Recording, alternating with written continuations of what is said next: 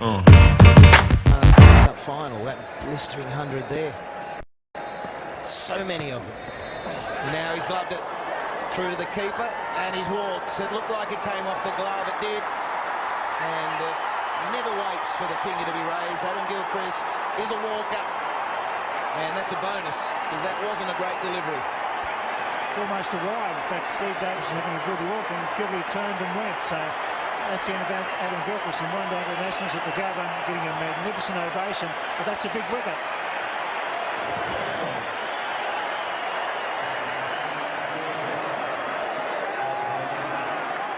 It's 1 for 33.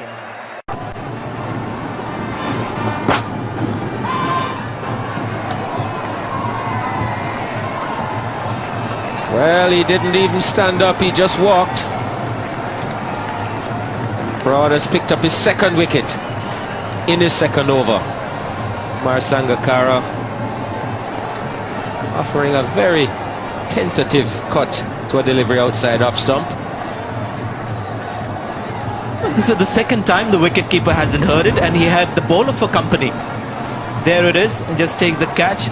I've seen Sangakkara walk. I think he also believes in the Gilchrist theory that if you're out, you walk. But this time, even the bowler didn't hear it. Made life simpler for the umpire. But Sangakkara is gone, and Sri Lanka in deep trouble now. 42 for 4. New Zealand are normally a good outfit. Whoa, whoa, whoa.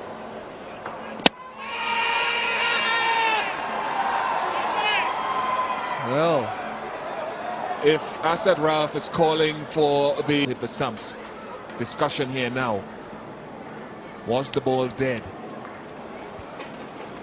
Well, it might just be a question here from the umpire to Daniel Vettori. Do you want him to go? We know he's out of his crease. Do you want to call him?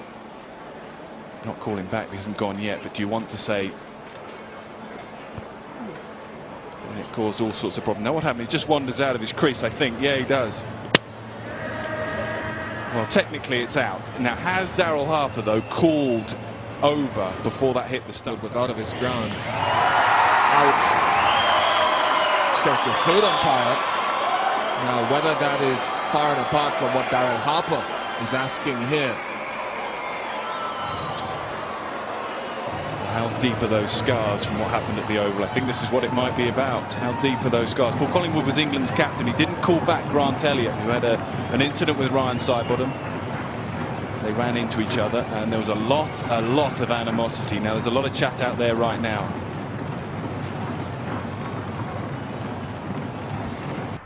In the final test match of the series against Australia, It's ripped into the gloves. South Africa's captain, Graham Smith, breaks his hand and retires hurt. Well, he's a tough man, and he immediately showed the pain. Only to courageously return and push through the pain barrier in the hope of saving the match. Now, wait a minute. Wait a minute, what's happening?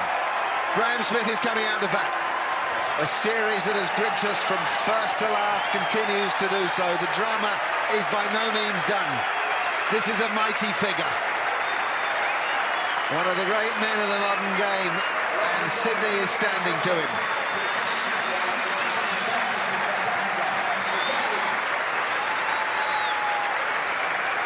And the Sydney crowd really appreciating Graham Smith's courage to come out and bat for his country. The captain leading the front like he has all series.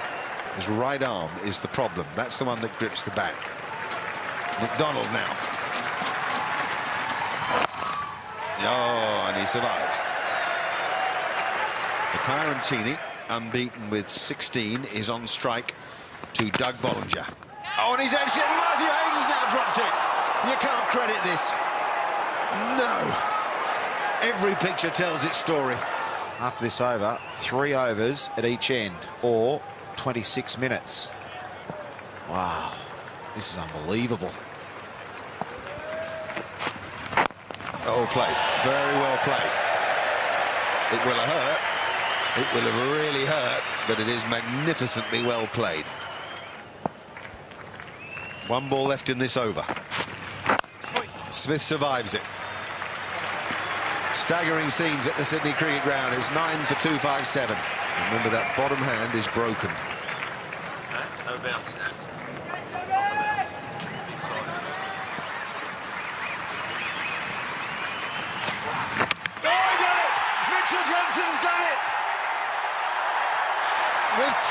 seconds remaining. Australia win the third Test match at the Sydney Cricket Ground. What drama we've had at the Sydney Cricket Ground. Now we've seen some controversy. Strauss calling back Matthews. The umpires not allowing Graham Smith a runner. Right, so we have a resolution here, folks, and forgive us for the pause in bringing you the exact information, which we shall over the course. I would assume that Daryl Harper and Daniel Vettori. Right, Daniel Vettori. Slow delivery has been hit back, and I think it's got Shoaib Akhtar on his leg.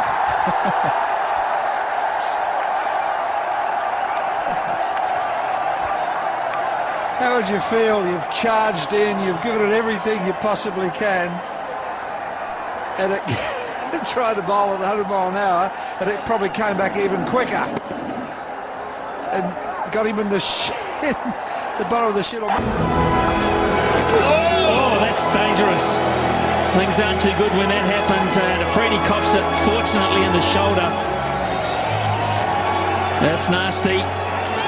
And give Jacob Oram the benefit of the doubt here. That slipped, and they make up very quickly. Yeah, they do. Lucky it was only 128k, not 158. Oram trying to bowl the Yorker. Oh, that's nasty. Really nasty from a batting point of view. That height nearly cleaned him up. Straight away it was called no ball, but straight away Jacob Oram went up to Freddie and said, sorry mate, you've just belted me for 6.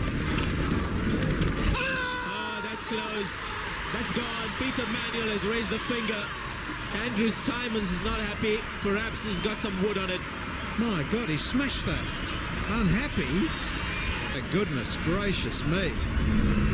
Look at this. He smashed it into his pads.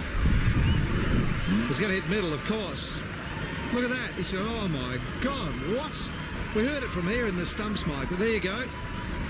Nothing you can do about it, son. You got to move. He's gone for 10. LBW Dharmasena.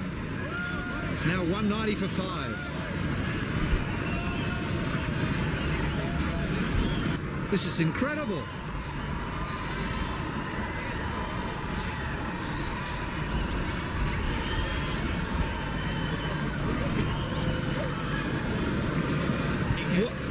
What a magnificent gesture. Well, I think what's happened here is Peter Manuel, after he raised the finger and saw the reaction of the players, and maybe it dawns a little bit. Kumble, 4 overs, and he's taken 1 wicket. Big wicket that of Brian Lara.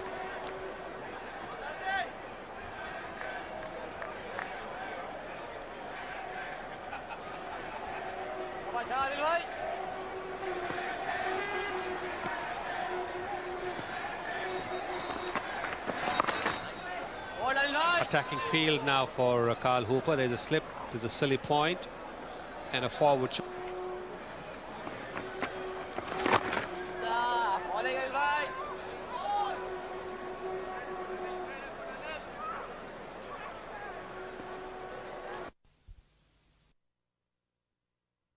Boundary side here, where there's a man who's very hard at work. His name's Andrew Lepers, and who's responsible for putting Anil Kumble back onto the ground. And I thought we'd check with Andrew. Andrew, just how bad was it?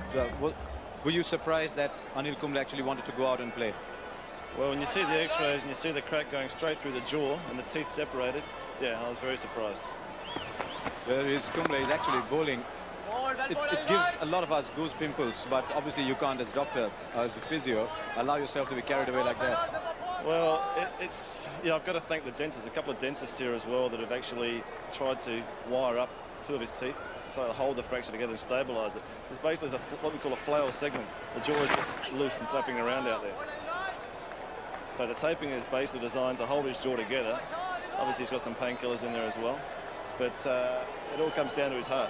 It's his heart, his courage, his determination that actually put him back on the field. No one else's influence. He said, do whatever you do, whatever you can do to get me out there. And you got Lara. Fantastic. So, and Tendulkar is telling him. But he's not come to shake hands with umpire Srinath. Srinath is extending his arm, but you'd rather have Tendulkar. Oh,